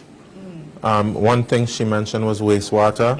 I mean, this problem of sewage, I'm told, has gone back to the 70s or the 80s. It should be a national disgrace that it hasn't been fixed as yet. I shouldn't have to have come here to be able to fix the sewage, but I'm gonna get it. I'm gonna get it done. You see, at the police station there, that we did the station there, the transfer station there, yes, the pump station there. That was important. We got most of the laterals done for Long Look and Fatags Bay, for Greenland, etc. We laid the main pipe that's going to be taking the sewage down to Paraquita Bay to the treatment plant there, and we have a contract already signed to get that treatment plant at Paraquita Bay repaired. So certainly I'll have to check with the Ministry of Communications and Works to see exactly how far we are along in terms of the repairs to the sewage treatment plant. But I'm hopeful very soon we'll be able to flush in the 7th district. Now the 8th district, I believe they have the pipes ready to be laid. I think they were waiting on the manholes and the wet wells. I have to double check to see whether, the cabinet paper for those has come to cabinet as yet, and that the contracts have been signed for the installation. So that's something that I have to double check on. But as soon as that is done, we could see a lot more repairs being done to, well, we will get the pipes laid in the 8th district and the repairs done. But I can't help but saying, Kathy, we are a lot further behind. If we took $8 million and we put it into the repair pack, that set us back a very long time, Until now, all the money hasn't been repaid from that loan. It set us back. We would have been finished already if we hadn't done that. Yeah. But we are where we are, so we have to fix it. You mentioned derelict vehicles. Of course, I think the ministry is making efforts on derelict vehicles. One thing I have to assist the ministry in is getting some land so that we have a place to put the derelicts, because sometimes that interrupts the whole program of getting the derelicts out of the vehicles, but derelicts out of the communities. But I spoke about personal responsibility as well. We have to speak about personal responsibility when it comes to this. We have persons, they get the vehicles, they just leave them anywhere in the community. They harbor mosquitoes, etc. We have persons who actually turn the sides of the public road into mechanic shops. Get a bunch of derelict vehicles, they use them for parts, they leave the vehicles right there and leave the place looking, untidy. So we need some personal responsibility there. And we have an environment bill coming soon. And we also have some changes coming to the solid waste bill. And I would like to see some very stiff penalties in place for persons who do those type of things. Awesome, Jahphix. Could individuals that have an associate's degree or bachelor's degree have a fast-track acceptance to the new proposed medical school, or would they require MCAT source, etc.? I'll have to get those details, but I'm glad that gentleman made that comment, because I know he's very passionate about going to medical school. And, when we spoke to the medical school, I asked the medical school if they would be willing to provide scholarships to persons from the BVI, and they did confirm that they're going to be providing a couple scholarships to persons from the BVI. And I was thinking, like, persons like that gentleman would be able to benefit from that, because, of course, some of the medical schools in the region very expensive, sometimes very difficult to fund the education there. So having a medical school here will provide opportunities for local persons to be able to get an education, and also provide a lot of persons from coming from the outside to come inside to the Virgin Islands. They have to live someplace. They will buy cars, or they'll rent cars, they'll eat at restaurants, they'll buy clothes, they'll go to events, they'll go to bars, and it will provide additional income to our economy, as it has done in other places like Dominica and Grenada and Barbados, etc. Awesome. I guess we'll have to give some information here to Denise Douglas. She wants to have an appointment with you, Premier, one-on-one, so you can tell Denise how she can make that appointment, or what channel she needs to go through to be able to see you one-on-one. I don't know for what and when, but that's one here, and I thought it's legitimate. Okay, she can call. She can call my constituency off. Well, I'm not sure if it's a constituency issue, if it's general, or it's a government issue, but she can. I'll let her just call my District 7 office at 344-7200. Okay. That's 344-7200. I hope you get that. That was Denise Douglas. Jahphix. So what about our prisoners who were freed and have a hard time getting jobs? Where's their second chance? That is an excellent point. That's an excellent point. I think I want to specifically work with the rated program, our unemployment program, and our labor department specifically to help ex-convicts. The one particular ex-prisoner, ex-inmate at Her Majesty's Prison, we were able to get him a job on the, well, actually more than one. There's been a number of them. We've been able to get jobs on the bush cutting program through the rated program. That's something that I'm happy about because, I listened to the guys speak and they were so emotional about the fact that they've come out of prison and they haven't been able to find work. Nobody wants to employ them. And, they're hungry, they have children, they want to be able to provide the children with something. And we as a society must have more compassion for persons in that particular situation. It's not like we want them to be locked up forever. The purpose of prison is supposed to be to rehabilitate. But unfortunately, many of them fall back into old habits because they're not able to find jobs when they come out. So I would like for the rated program to have even more of a dedicated focus on ex-inmates. Okay, and these guys, they have a lot of skills. Most of them do possess really good education, academic backgrounds, and skills that not just see them in bush cutting and cleaning up, but they can do marine, they could do different things that they're very skilled at. Yeah, and let me just say to you, I know when persons commit crime, it is a personal choice. And persons can choose not to make those choices. But unfortunately, you have persons who do make those choices. And sometimes it is because the society has some areas of it that is not able to support everyone. So you have persons who have abusive situations at home, grew up in an abusive household. Some persons, the school system wasn't able to really focus on their talents or their abilities. So perhaps persons who probably hated going to school or hate going to school because their learning style just that's not the learning style that thrives in the educational environment. It didn't focus on persons who had talent with their hands, very tactile individual, or who are kinesthetic. The school system valued persons who are more visual or auditory, etc. And, persons who, don't have father figures in the home. So persons who are on the street or who criminals become their family, become their father figures and things. And these are actually failings in our society. And, these persons are actually a result of the failings in our society. Sometimes they go into prison. It provides them the opportunity to reflect on life and even make some changes and realize where they made errors or mistakes. But we have to help them. We have to be more supportive of them, or else all we're going to do is have an endless cycle of, violence in our community and criminal activity. Okay, I'm going to run through some more here because we do not want to go beyond the 2 hours. You want to go all night, but not me. All night long.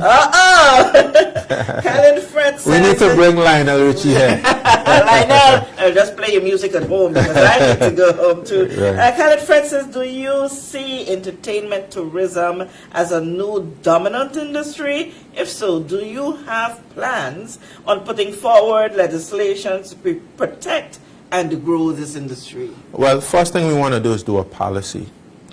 And I don't know if I would say that we want it to be dominant, because persons have to recognize that, some persons make it seem like that's the only thing happening in tourism. No, tourism has a more holistic and broad strategy. We were there with Caribbean Airlines. That's part of the strategy. Part of the strategy is greater access into the Virgin Islands, whether by boat or whether by plane. We want to create more access. We open up the Miami routes. We open up the routes to Barbados. And we would like to open up more routes as well, as many routes as possible to bring visitors into the Virgin Islands. We're going to extend the runway. We also have the strategy that we want to support events tourism, sports tourism. We want to develop Prospect Reef so we could have meetings, meetings, conventions, and the incentives market for that. In in the Virgin Islands, and to support Maria's by the Sea as well, who does an excellent job at that as well. So there's so much we want to do. We want to do more environmental tourism. A place like Anegada can do very well with that environmental tourism. Various places in Tortola, etc. Virgin Gorda. We are supporting the cruise industry. Some persons don't like the cruise industry, but this cruise industry provides good head tax support for the businesses at the cruise pier and the businesses in the town area, the vendors on the beaches, King Garden Bay, Long Bay, Bruce Bay, the bats. We've been building bathrooms at beaches so that we can open up new beaches. We have a bathroom down there at Bruce Bay now. We built one at Long Bay. We want to build another bathroom over there, maybe Savannah Bay in the 9th District. So what I'm saying to you is a multi-pronged strategy. And every little bit counts because we have 60 islands, islets, and keys. So we don't just have to have one type of tourism. We can have many types of tourism, and every type of tourism doesn't benefit everybody. So it might have one form of tourism that might benefit one group more than the other. But we're big enough in terms of the amount of islands we have to do a lot of different types of things. As we were on that topic and talking about the developments and stuff we want to be doing at the beaches, a big concern is that of the absence of lifeguards at all the beaches you want to I think we have 1 or 2 lifeguards, if I'm correct. Lifeguards at the beach seems to be is a great need. Are we factoring in that? Has there been discussion? Is there ongoing discussions about tackling this? Yes, I'm sure it's being factored in. I can't tell you all the details as it pertains to it. I believe it's under the Ministry of Communications and Works, if I'm not correct, with the firemen, etc. But it is something that we need to support more. I agree with that because we do have the flags out, tell persons not to swim when it's a rough day, etc. But things happen. Things happen, and we need to have lifeguards to support the tourism product. I completely agree with that, and I'm going to see what needs to be done in that area of support. Okay. And let me say to you as well, right? Sometimes the needs don't come to me. Sometimes it doesn't filter up. So if persons just want to send me a little text message or persons want to reach out to me directly, it's no problem for me. I'm not going to, to basically, disrespect the chain of command. But sometimes you just need to know. I just need to know so I can support better. If I don't know, it's difficult for me to support. It always crosses my mind when we think about lifeguards for beaches. Why not support Visor to take on this task? Help them with the resources that is needed. I think Visor comes under the governor's office. No, well, Visor resources that they can expand. Visor is like a non-profit group. Yeah, but I could see them fit in that role. I don't know if they see that, but it just came to mind that this probably can be an area where they can take on with the requisite subvention or funding that can go to them through government and other international agencies. We're partnering Visor and a lot of search and rescue stuff. We're grateful for the service they provide, which they raise money to be able to do. They do the thing at Nanny Key every year to raise funds. I'm really appreciative of the work that they've done, and whatever way in which I can support the work that they're doing, I'm certainly willing to do based on the value they provide to our residents and to our visitors. As it pertains to their willingness to help with lifeguards or something like that, that's something like I would have to discuss with them, and also just the ministry. An idea that came to the ministry officials is worth having a discussion about. Okay, Toloman has one for you. Seeing as our minimum wages will be raised in November, when will we do something about these supermarkets raising their prices when minimum wages come in? Woo! Yeah, I mean that's a big one, of course. I had a great discussion with a local business person about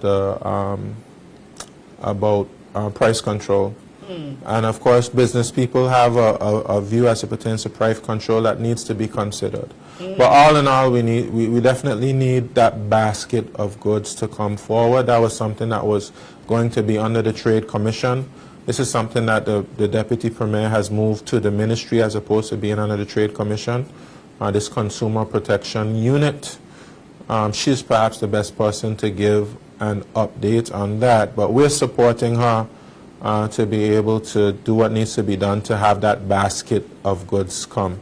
It's so important because, I mean, we're affected by what's happening globally.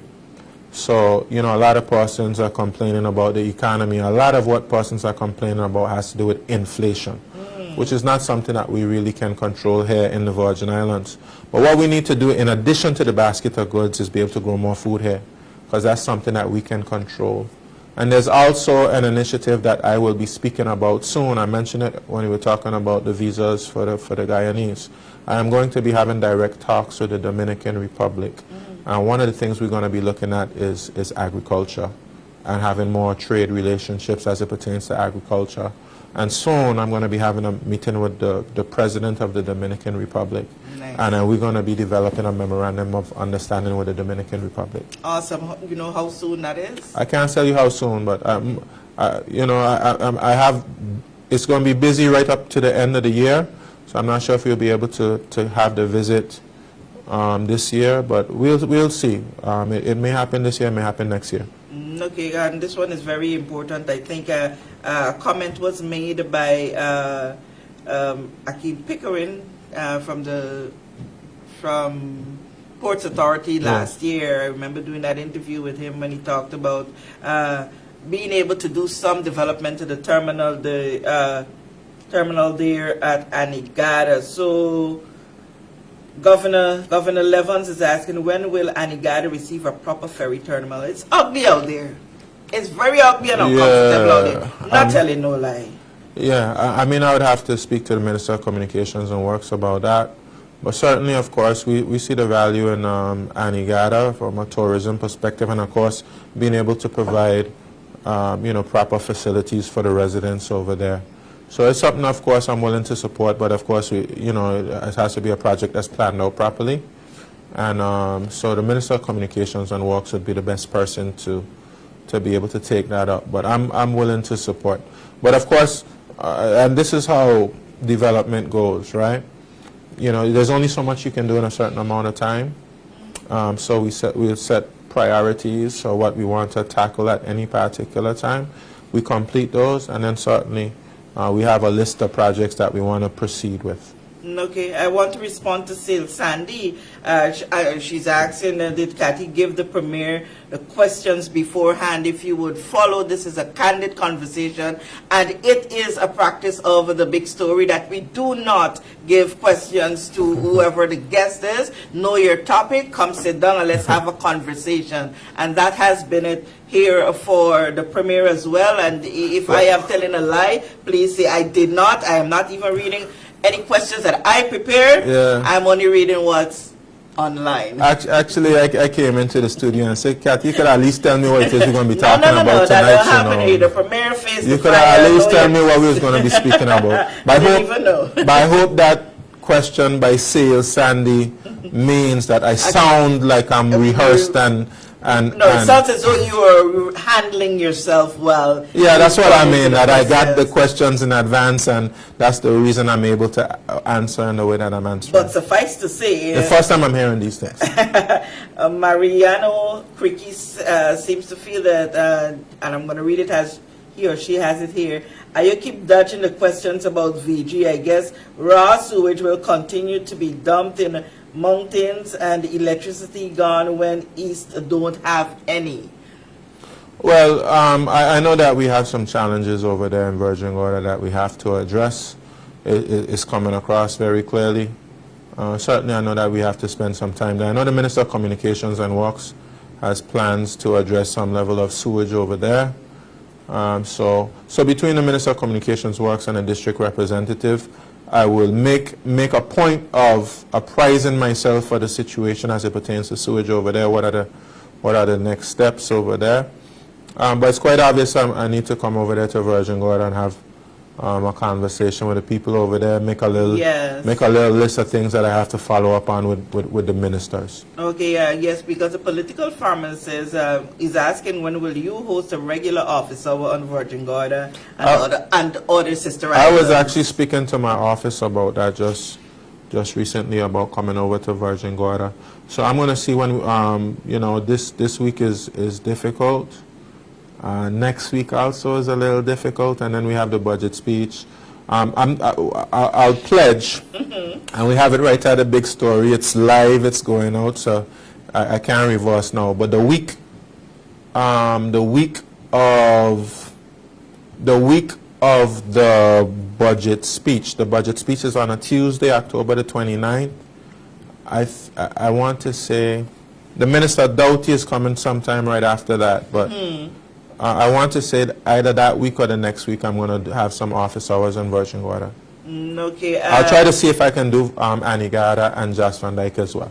Okay. Diego Penn is saying the Eastern Long Local Waterfront Development, and we are 10 minutes more here, right? We're not going beyond that 10 minutes. The Eastern Long Local Waterfront Development is a key component in the economical development of the and an extension piece to the airport development. What is your take on getting that on the move? Actually, my chief advisor is organizing a meeting with a gentleman that will assist me in being able to put together a presentation for the community. That is, we don't have an exact date set, but we spoke about trying to get that done between this week and next week, getting that meeting done so we can advance our project. But let me say to you, we're talking about the 7th and the 8th districts. You got one question about what's happening there.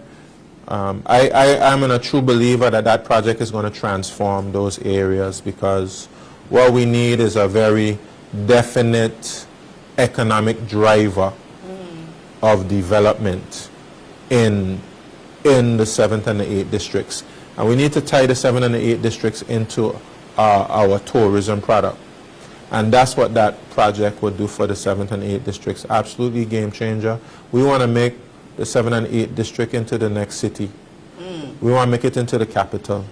No disrespect to the road town people. Virgin Gorda is calling for Virgin Gorda to return to being the capital of the Spanish Town used to be the capital. Fatags Bay used to be the capital too, you know. Oh, really? Oh, yeah, man, definitely. They didn't tell you that part. No, I never knew Fatags Bay used to be the capital at one time. Okay. All right. Well, Premier, we're winding down here. I think this was an interesting discourse we would have had here. Premier, whenever the next House of Assembly meeting, before you go for lunch, come to C Block. Where's C Block? C Block or at the high school? C Block? Yeah. You have a C Block at the high school? I'm not sure. I'm not sure. But anyhow, we're going to wrap things up here now. C-block. Yeah, I'm not so sure where they're talking about. But somebody text me and tell me what C-block is, yes. The person who asked the question, if you can put some clarifications to that so the Premier can address it. And for the questions that we were not able to share here with the time that we've allotted, feel free. Please be assured that the Office of the Premier is going to go through them, and they're going to, where they can put a response, because this is going to be here forever. Okay. Put a response to those questions so that, people get the communication that they so desire. But before we go, there is this issue that is now coming a lot more to the fore, because I am not going to say that these things did not happen in the past, is that of the abuse of young people, sexually and otherwise, violating their rights as young people. I want you to address this situation from your viewpoint right now, Premier. Well, let me just say, if there's one thing that we have to do in society, it's protect our children. And I'm disheartened, to hear reports of children being harassed and children being abused. Of course, we have a legal system that has to take its course. And of course, persons have to be given due process. They have to have the opportunity to defend themselves. They're innocent until proven guilty. But we know that these things are happening in our community. We're thankful for those who are brave enough to speak out, because some persons before them may not have been brave enough to speak out about it, and they're perhaps walking around with a lot of traumas based on what was done to them. So the persons who are brave enough to speak out, we commend those persons, we celebrate them. And persons who are found to be guilty of such acts, we have to hold them accountable, and we have to penalize them and let them know that this is something that is unacceptable. We as a society has to reject this. And perhaps we need to send persons to get some form of help if they are having thoughts which are unhealthy. And, you know, instead of them acting on these thoughts, they should seek help.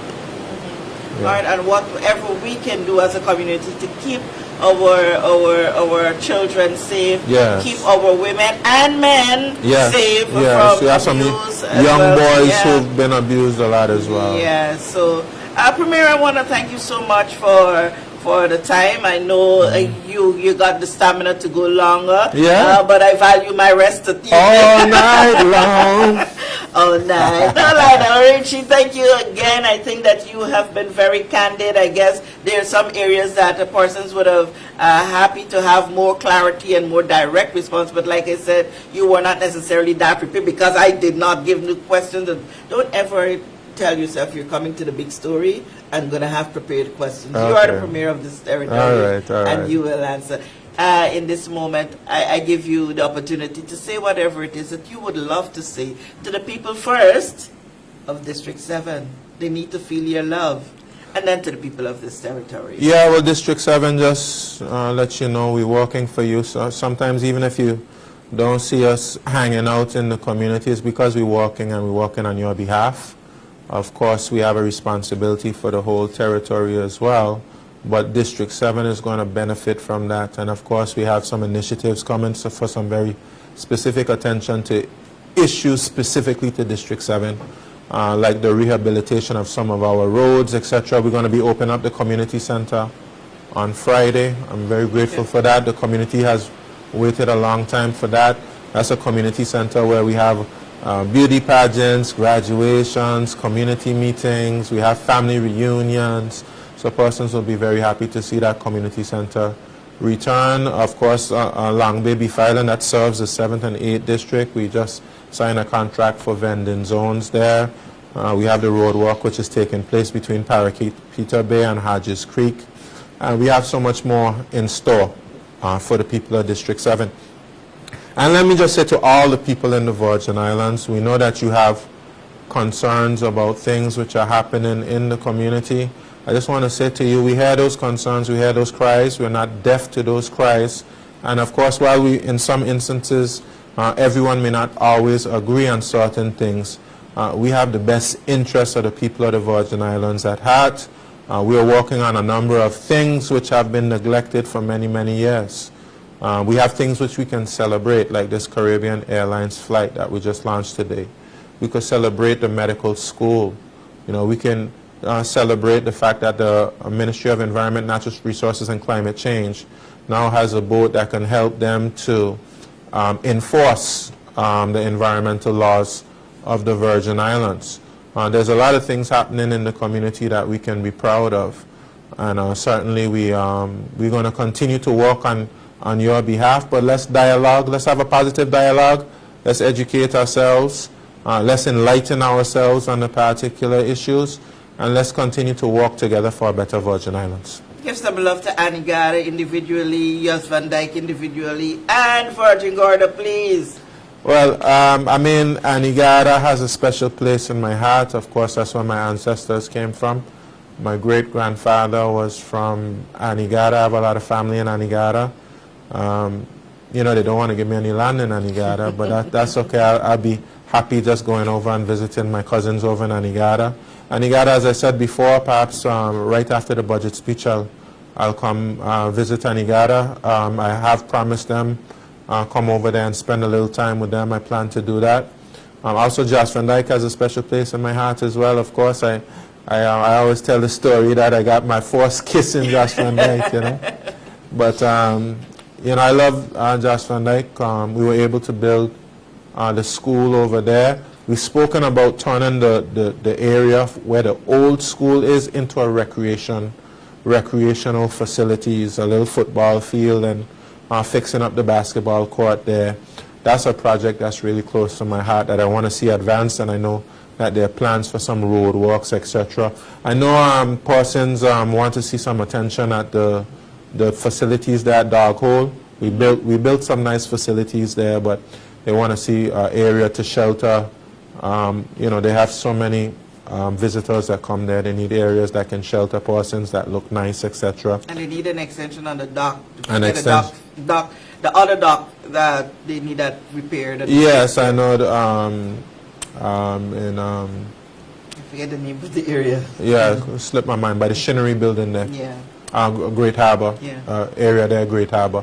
So yes, so all of those things are on the agenda, and of course Virgin Gorda. I also have a lot of family in Virgin Gorda, and I love Virgin Gorda. And of course, I'm coming to Virgin Gorda to listen to you know, a lot of people have a lot of discrepancies, a lot of issues that they want to address. So I'll be coming over to Virgin Gorda as well, so we can talk to them. But you know, I believe in equity. I believe that even if you live in a remote area or you don't live in the main island, you should have the same quality of public services, regardless of how much that might cost. I believe in equity. We don't quite have equity now, but that's something that we're working towards. All right, Premier, thank you again. And I want to say a very big thank you to you, our dear audience, for all of you who sent your questions through. We didn't get to all, but I have the promise of the Premier that his officers are going to go there and put whatever response that is required under that chat. Thank you so much for the pleasure of your time. I'm Kathy Richards with this edition of The Big Story. Good night.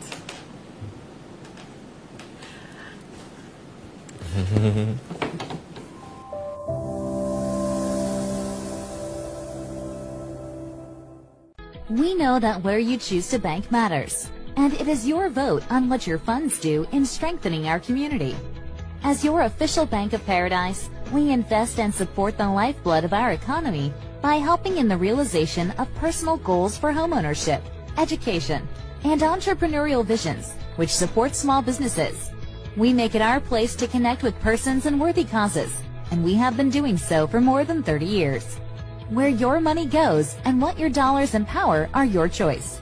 And we thank you for choosing us, a bank that gives where it matters the most, for you, for our community, and a happier tomorrow. The National Bank of the Virgin Islands.